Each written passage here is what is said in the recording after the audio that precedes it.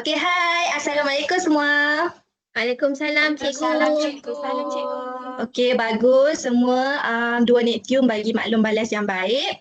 Okey, apa khabar kamu semua? Sehat cikgu.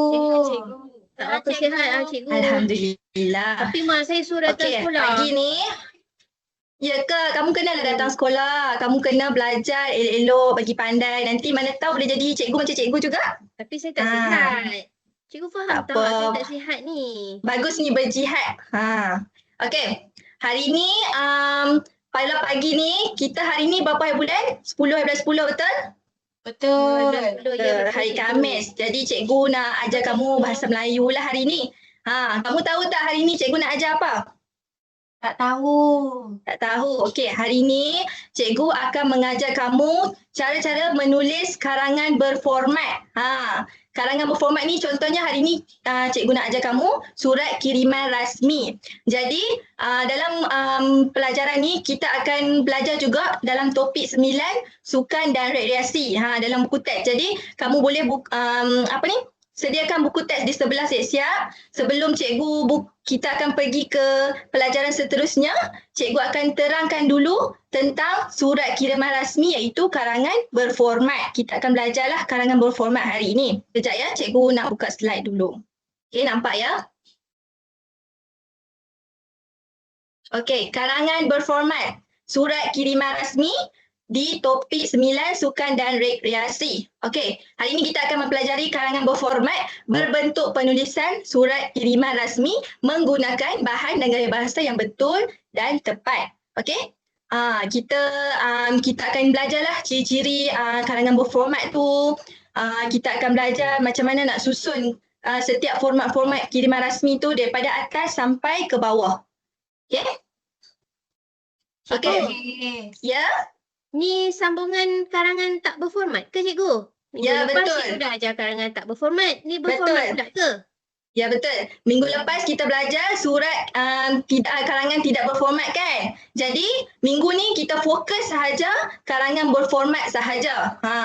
Okey Tapi cikgu. hari ni kita akan belajar surat kiriman rasmi lah. Untuk karangan berformat lain kita akan belajar untuk minggu depan pula. Okey? Okey cikgu. Okey. Dalam pembelajaran ini, pada akhir pembelajaran ini kamu akan mengetahui, memahami dan mengenal pasti ciri-ciri karangan berformat. Mengetahui bagaimana format penulisan surat kiriman rasmi ini.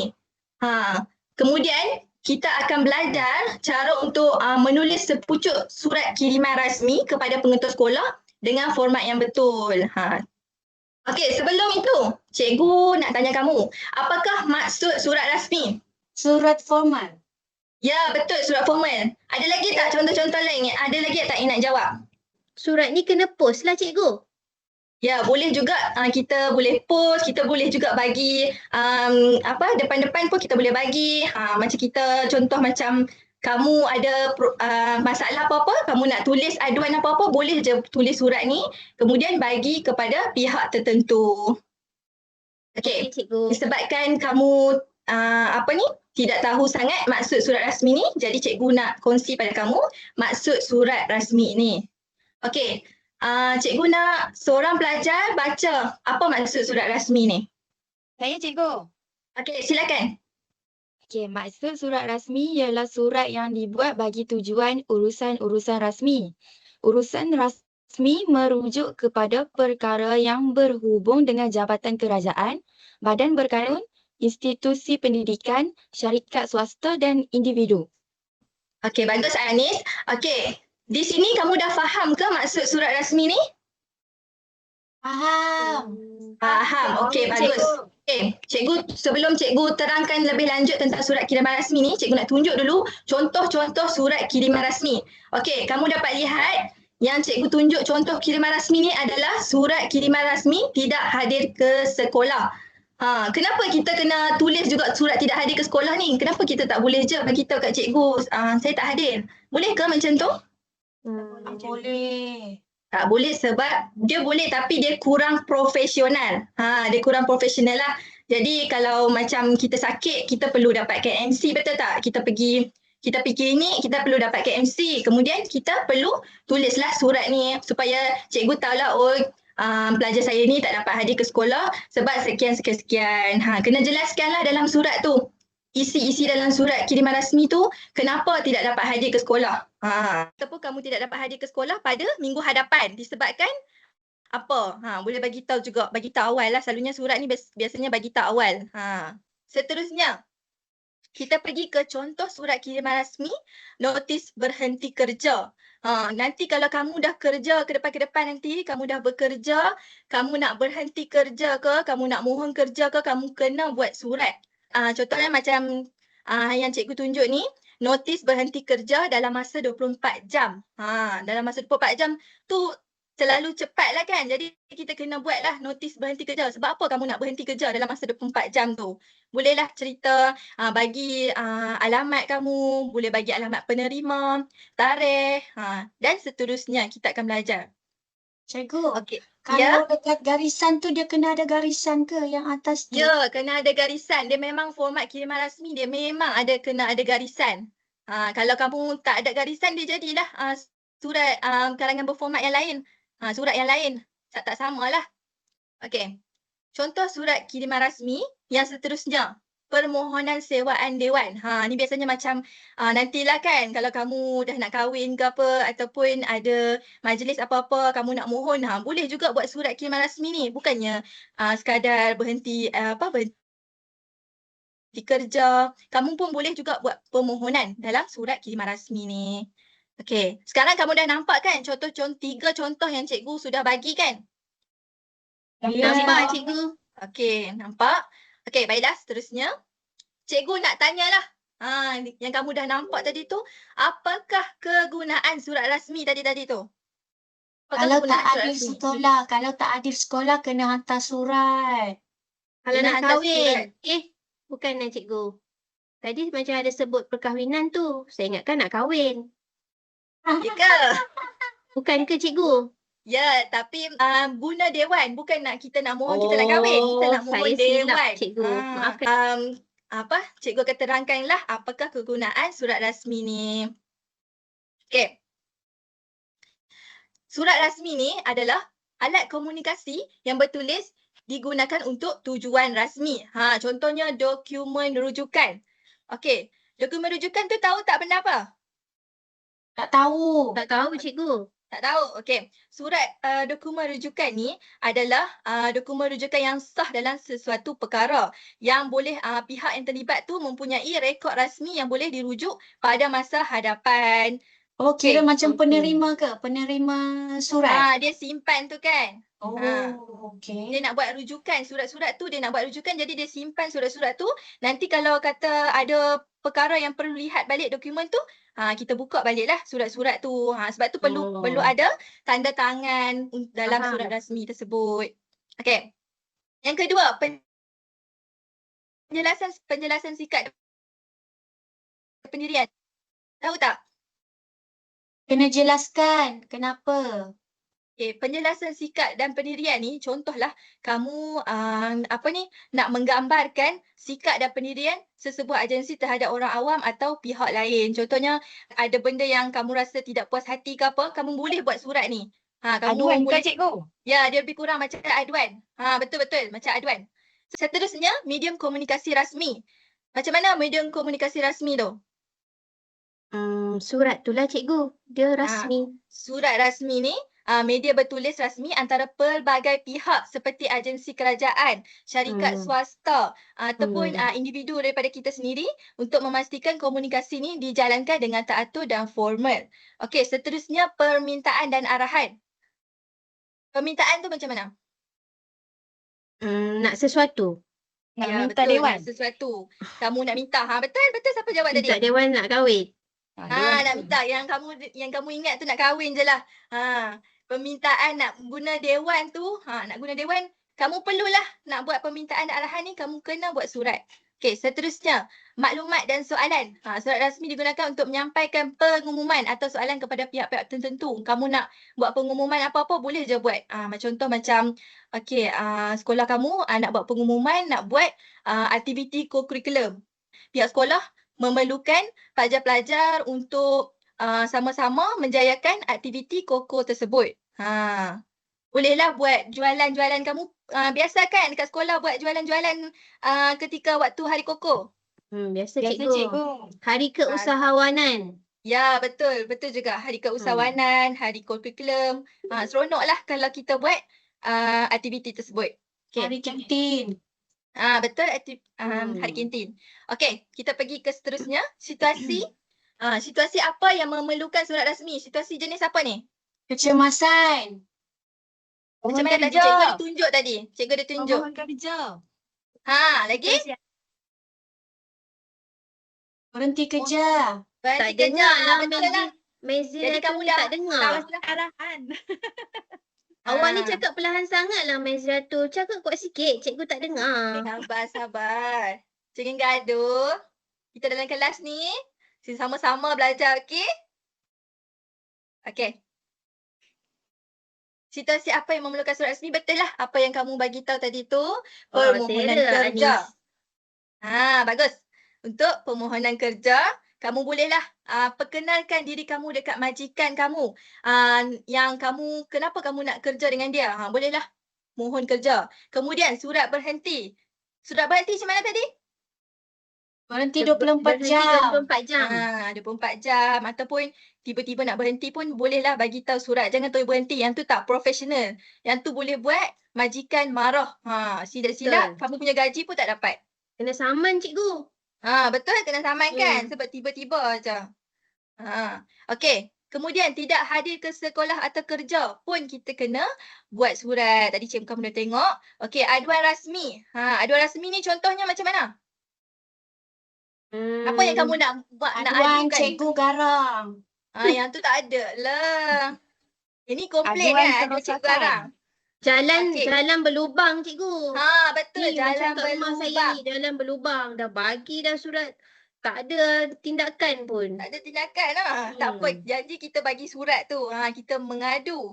Kita adu pada pihak berkuasa kenapa perlunya tutup balik lubang jalan tu. Bahaya kan? Betul tu Okey. cikgu. Taman permainan rosak pun boleh juga kan buat aduan. Betul cikgu. Bahaya untuk kanak-kanak. Okey, seterusnya permintaan atau pertanyaan rasmi. Kamu bolehlah minta macam tadi tu, permintaan menggunakan dewan. Jadi kamu dah faham lah situasi apa yang memerlukan surat rasmi ni. Baiklah. Faham. Okey. Sekarang cikgu nak ajar kamu contoh menulis surat kiriman rasmi. Jadi cikgu akan buka dulu YouTube untuk kamu lihat bagaimana format untuk menulis kiriman rasmi. Nampak tak? Nampak cikgu.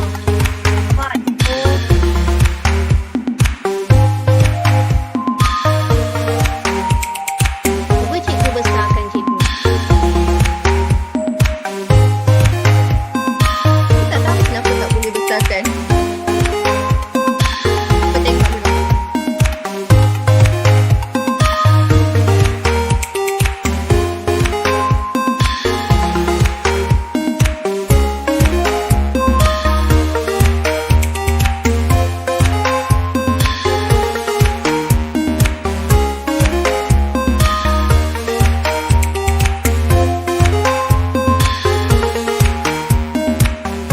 Okey, daripada video yang kamu telah tonton tadi.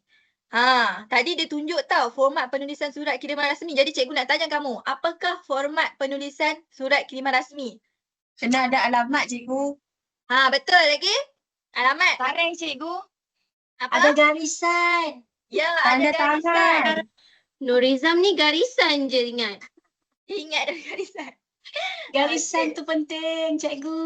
Ya, betul, garisan penting. Kemudian lepas garisan apa pula dia minta tu? Tajuk besar cikgu. Salah tu. Mana ada tajuk besar lagi? Salah tu cikgu. Alamat siapa? Nurina Alamat main penerima. penerima. Alamat penerima. Bagus. Kemudian ada apa lagi? Tareng cikgu. Tarikh. Lagi? Tajuk. Tajuk lah Tajuk. cikgu. Kamu ada tertinggal lagi sebelum tajuk tu. Ada lagi. Panggilan cikgu. Panggilan. Panggilan Panggilan tuan hormat. ke? Panggilan Tuan hormat. ke? Yang Betul. berhormat. Tuan, puan. Okey, nampaklah kamu fokus ya video tadi. Saya fokus cikgu, Kemudian. saya pegang pensel ni nak tulis nota. Oh, bagusnya. Kamu kena Tanda sediakanlah tangan. nota. Okey. Lepas tajuk kena buat apa?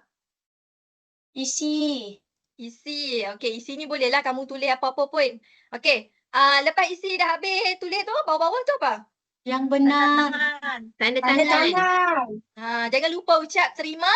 Terima Terima kasih. Terima kasih jangan lupa sebut. Lepas tu kita bolehlah ke yang benar, tanda tangan. Lepas tu kena buat apa lepas tanda tangan? Nama. Nama pun kena tulis. Okey. Nampaklah kamu fokus ya buat YouTube tadi. Nampaklah kamu fokus tonton video tadi. Macam tu lah tadi. Macam ni betul? Oh. Betul lah yang Nuri cakap tu kena ada garis, betul? Ya. Kena ada garis, kena ada alamat. Ikut step-step ni. Kalau kamu takut lupa, kamu bolehlah catat. Kamu tengah catat nota kan? Ya, saya kamu boleh catat. catat.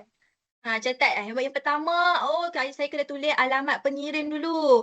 Lepas tu saya kena buat garis. Lepas tu nombor 2, saya kena buat jawatan dan alamat penerima. Kena tulis. Kamu bolehlah salin. Salin satu-satu. Sementara kamu duk salin tu, nak bagi ujian dekat kamu lah. Disebabkan saya tengok kamu macam makin cekap kan tadi.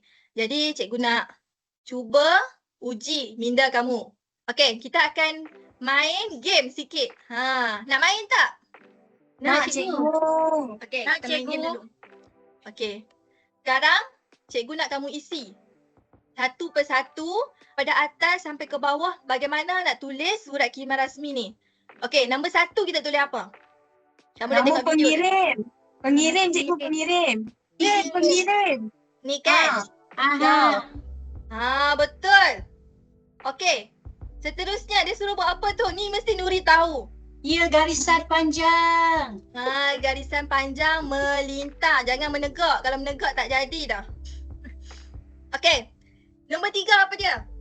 Nama dan alamat penerima. Nampak macam semua dah makin cekak ya. Nampak cikgu boleh terus ke suruh kamu tulis terus ni. Tulis surat. Okey, nombor 4 apa? Tarik. Cikgu. Tarik. Pandai.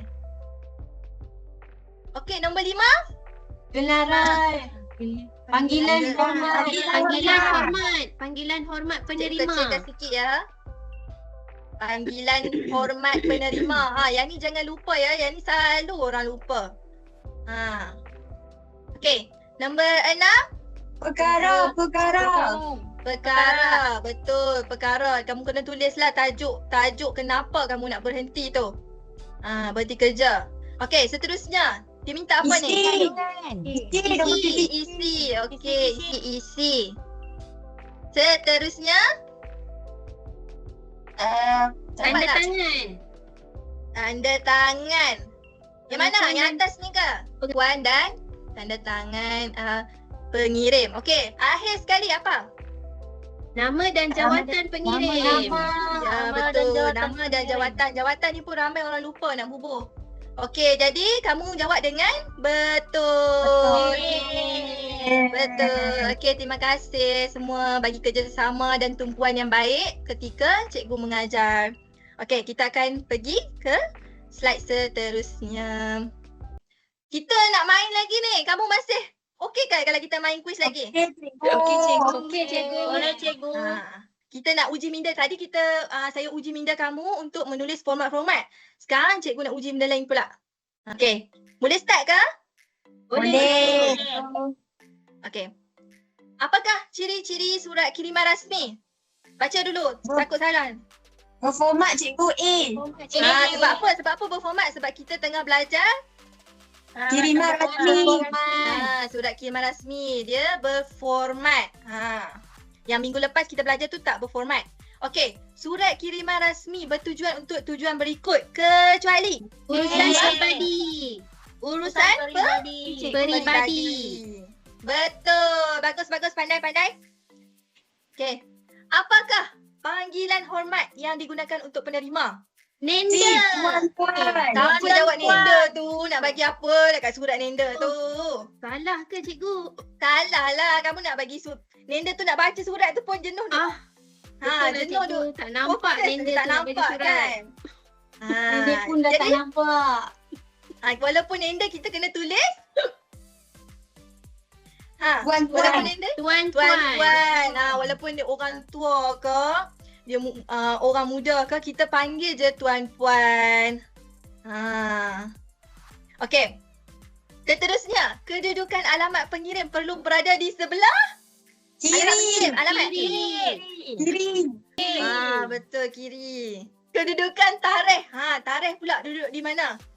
Bawah cikgu. Bawah. Mana? Bawah kanan. Kanan. Kedudukan tarikh berada di apa? Bawah. Alamat penerimaan. Bawah. Kanan. Salah kamu ni. Kanan lah Kanan ni. kamu kena ingat tarikh kanan duduk lah, belah Hanis. kanan. Duduk ni alamat ni kanan. Tarikh, alamat tarikh. Okey, berapakah format yang perlu kita ketahui untuk menulis surat kiriman rasmi ni? 12. 12, betul? 9 cikgu. Kan cikgu. 8. Mana satu ni surat 8, surat 12. 12. Ada 9 dan 12 tapi lah Nuri. nak lagi elok Ya. 12 lah. Okey, apakah contoh peristiwa yang tidak boleh digunakan untuk mengutus surat kiriman rasmi? B. Bertanya Bertanya khabar. khabar. B. Kenapa bertanya khabar tak boleh guna surat kiriman rasmi? Tu surat tak rasmi, rasmi je cikgu. cikgu. Sebab kita macam tanya, okey kah? Tanya Sihat dia dah? tak WhatsApp Tu cikgu. kita random je, tak perlu pun nak tanya khabar tulis tu. Surat cinta pun tak tulis sampai surat kiriman rasmi.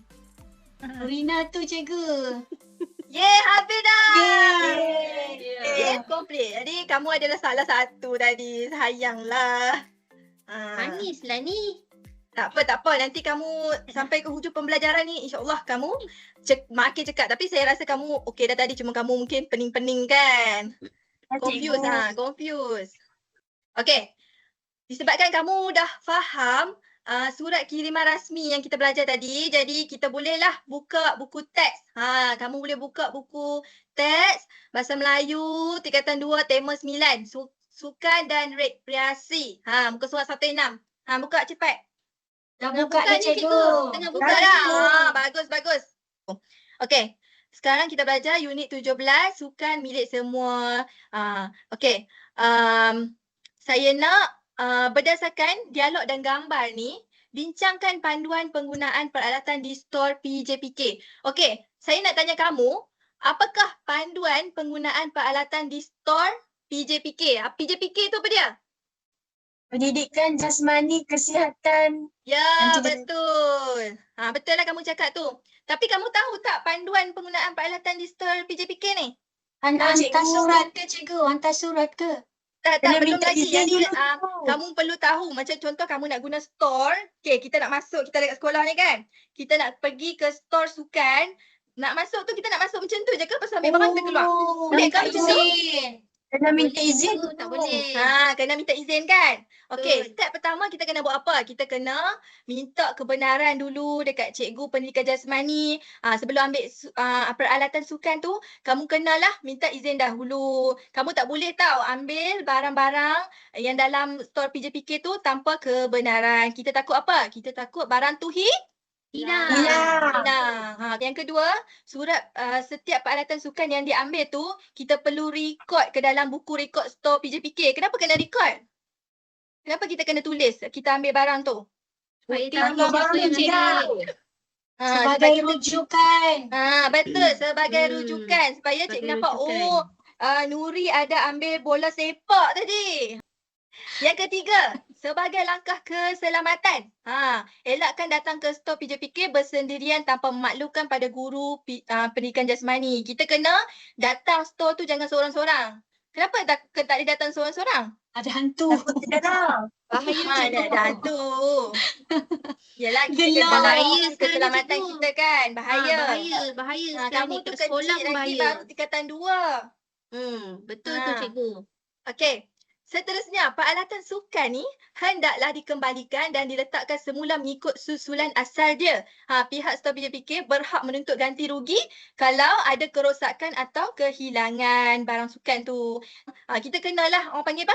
Kita kena Bertanggungjawab cikgu. bertanggungjawab, pandai. Baguslah kamu ni. Okey.